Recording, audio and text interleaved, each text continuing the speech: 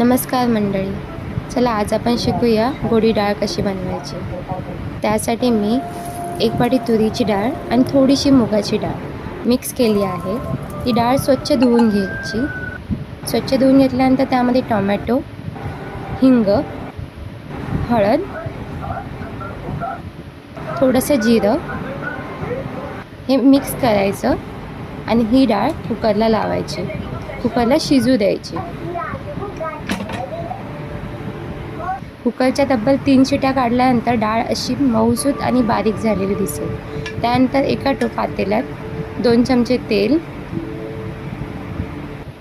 मोहरी घालायची, कढीपत्ता घालायचा, कढीपत्ता तडतडू द्यायचा। मग त्याच्यावर थोडं चेचलेली लसूण घालायची। लसूण घातल्यानंतर मिरच्या फोडणीला द्यायच्या, हिरव्या मिरच्या, तेही चवीनुसार, ज्यांना जास्त तिखट हवं असेल तसं।